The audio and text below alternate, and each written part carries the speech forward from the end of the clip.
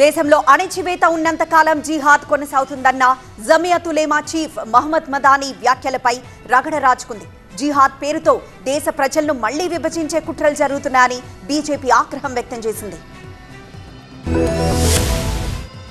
భోపాల్లో జరిగిన సమావేశంలో జమియత్ ఉలేమా ఈ హింద్ చీఫ్ మహమ్మద్ మదానీ చేసిన వివాదాస్పద వ్యాఖ్యలపై వివాదం రాజుకుంది. జిహాద్ అంటే తప్పుడు ప్రచారం జరుగుతోందని, ఖురాన్లో కూడా జిహాద్ ప్రస్తావన ఉందన్నారు మదానీ. జిహాద్ పేరుతో ముస్లింలను అణిచివేస్తున్నారని మండిపడ్డారు. అణిచివేత ఉన్నంతకాలం జిహాద్ కొనసాగుతుంది అన్న మదానీ వ్యాఖ్యలు దుమారం రేపాయి. సుప్రీంకోర్టుపై కూడా వివాదాస్పద వ్యాఖ్యలు చేశారు మదానీ. బాబ్రీ, ట్రిపుల్ తలాక్, వక్ఫ్ బోర్డు తీర్పులే ఇందుకు నిదర్శనమన్నారు. న్యాయ వ్యవస్థపై తీవ్ర ఒత్తిడి ఉందన్నారు. వందే మాత్రం గీతాన్ని శవాలు ఆలపిస్తాయని రెచ్చగొట్టే వ్యాఖ్యలు చేశారు. మదానీ వ్యాఖ్యలపై బీజేపీ నేతలు మండిపడ్డారు.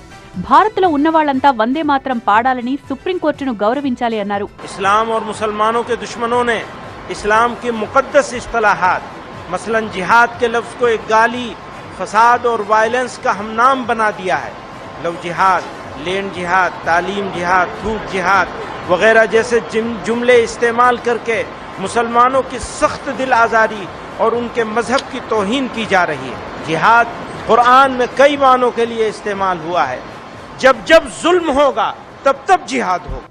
దేశాన్ని మరోసారి విభజించే విధంగా మదానీ కుట్రలు చేస్తున్నారని బీజేపీ నేత సంబిత్ పాత్ర ఆరోపించారు. సుప్రీంకోర్టును కూడా కించపరిచి ఆయన క్షమించరాని నేరం చేశారని అన్నారు. मौलाना महमूद मदनी जी, जिन्होंने आज भोपाल में एक बहुत बड़े बैठक में जिस प्रकार से भाषण दिया है वह न केवल भड़काऊ है अपितु देश को विभाजन की ओर लेने की उनकी कुचेष्टा है. उनका कहना कि जिहाद होना चाहिए, जब जब जुल्म होगा तब तब जिहाद होगा, मुझे लगता है यह बहुत ही अनुचित शब्द है, बहुत ही अनुचित वाक्य है. మొత్తానికి జమియత్ ఉలేమా ఈ హింద్ జాతీయ కార్యవర్గ సమావేశంలో మహమ్మద్ మదానీ చేసిన వ్యాఖ్యలు రాజకీయ దుమారం రేపాయి.